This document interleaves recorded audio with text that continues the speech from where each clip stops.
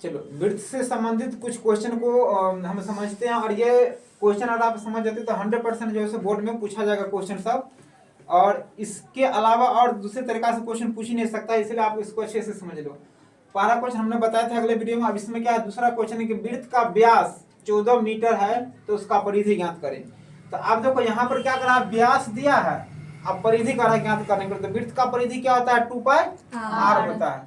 तो 2 पाई आर ज्ञात करने के लिए हमें आर का मान चाहिए ना, तो आर का मान इसमें दिया है नहीं दिया है, इसमें क्या है डी का मान दिया है।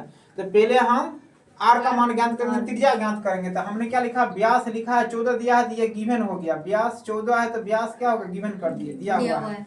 और हमें ये करा है ज्ञात करने के लिए परिधि। तो परिधि सरकमफेरेंस को ज्ञात करने के लिए हमें आर का मान चाहिए, तो पहले हम आर का मान ज्ञात करें, ठीक है ना। तो त्रिज्या का होता है व्यास बाय 2, ठीक है ना। तो इसका 14/2 हो गया, तो 7 मीटर क्या होगा इसका त्रिज्या। अब आर का मान निकल गया, रेडियस निकल गया, तो अब हम इसका निकालेंगे सरकमफेरेंस, परिधि निकालेंगे। तो सर्कल ऑफ सरकमफेरेंस क्या होता है, 2 पाई आर होता है। तो 2 पाई का मान 22/7 हो गया, आर का मान हो गया 7। इसको कट कर दिए तो 44 मीटर इसका क्या हो गया, परिधि निकल गया। समझ में आ गया ना। तो इस प्रकार से जब व्यास दिया हो, आप परिधि बोले चाहे क्षेत्रफल बोला निकालने के लिए, तो दोनों कंडीशन में पहले रेडियस निकालेंगे, उसके बाद क्षेत्रफल या परिधि निकालेंगे।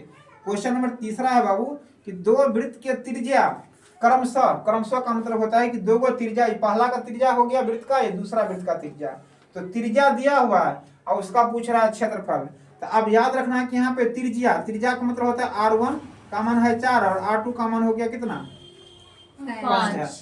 तो ये त्रिज्या दिया हुआ है ना, अब पूछ रहा है क्या, क्षेत्रफल, ऑब्जेक्टिव क्वेश्चन में। तो अब देखो जैसे हम बात करते हैं क्षेत्रफल का, तो क्षेत्रफल का फॉर्मूला क्या होता है, पाई आर स्क्वायर। तो यहाँ पर पाई कांस्टेंट हो जाएगा, आर का मान देखना, तो आर में क्या हो गया, स्क्वायर आ गया है ना, इन दोनों का स्क्वायर हो जाएगा। तो ये हो गया R1 का स्क्वायर। इसका अगर अनुपात निकालेंगे ना, तो अनुपात में आपका हो जाएगा क्या, R1 का स्क्वायर प्लस R2 का स्क्वायर। क्यों हो जाएगा R1 R2 का स्क्वायर बाबू, क्योंकि इसका क्षेत्रफल ही होता है पाई आर स्क्वायर। तो फॉर्मूला में जाएंगे तो पाई आर स्क्वायर, तो पाई R1 का स्क्वायर हो जाएगा, उसके बाद अनुपात पाई R2 का स्क्वायर। तो पाई पाई यहाँ पर क्या होगा, कांस्टेंट हो गया। तो R1 का मान हो गया 4 का स्क्वायर और यहाँ पर 5 का स्क्वायर। तो क्या हो गया, 4 चौक 16 और 5 25।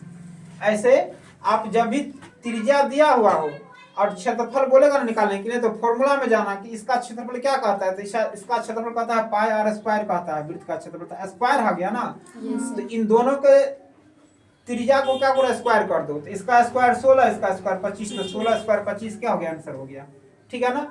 इसी में अगर ऐसा रहे कि जैसे नीचे हम क्वेश्चन दिए हैं, एक और क्वेश्चन देखो चौथा में कि दो वृत्त का त्रिज्या, मतलब R1 का मान दिया है 10 और 21।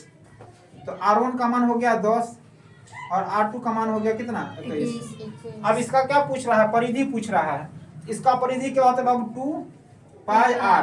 तो 2 पाई यहाँ पर कांस्टेंट हो जाएगा, 2 पाई क्या हो जाएगा, कांस्टेंट, क्योंकि पाई के पहले है ना। यहाँ पर आर का मान सिर्फ इसमें स्क्वायर से कुछ अलग रहा है, इसी से मल्टीप्लाई है नहीं है, तो वही उसका सेम टू सेम आंसर हो जाएगा। 10:21 होगा। क्यों, क्योंकि यहाँ पर भी आ रहे हैं।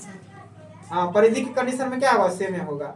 इसमें दूधू को दिया गया है, या एक भी पूछ दिया जाए कि यदि किसी वृत्त का त्रिज्या है 5, त्रिज्या है 5, तो उसका क्षेत्रफल कितना हो जाएगा। अगर किसी वृत्त के त्रिज्या में 5 की वृद्धि करते हैं तो उसका क्षेत्रफल में कितना का वृद्धि हो जाएगा, तो 25 स्क्वायर का हो जाएगा। एक में दे सकता है, जैसे अगर किसी वृत्त के त्रिज्या में 10 की वृद्धि कर देते हैं तो उसके परिधि में कितना का वृद्धि होगा, सेम टू सेम 10 का होगा।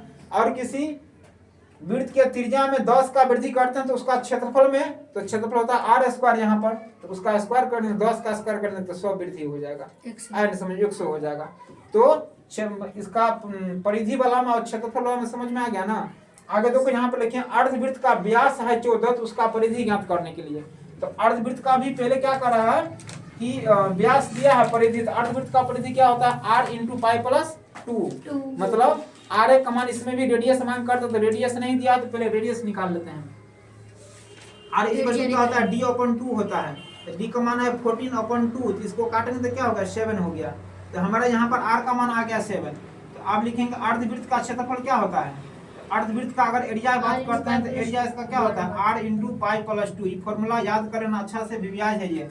तो आर का मान कितना हो गया 7 इंटू आप पाई का मान हो गया 22/7 अब बटा 2 तो यहाँ पर करेंगे 1 आप क्या हो जाएगा इन दोनों का लघुत्तम निकालेंगे तो 7 इंटू इन दोनों का लघुत्तम हो जाएगा 7 और 1 का लघुत्तम 7 यहाँ पर 22 और प्लस हो जाएगा यहाँ पर 7 1 7 7 2 14 यहाँ पर 14 हो जाएगा दोनों को जोड़ेंगे तो यहाँ पर क्या होगा 7 इंटू तो 4 1 5 35 हो जाएगा 35/7 ये क्या होगा कोना कोनी कट जाएगा तो यहाँ पे इसका आंसर क्या हो जाएगा 35 इस प्रकार से 35 का क्या हो जाएगा आंसर हो जाएगा।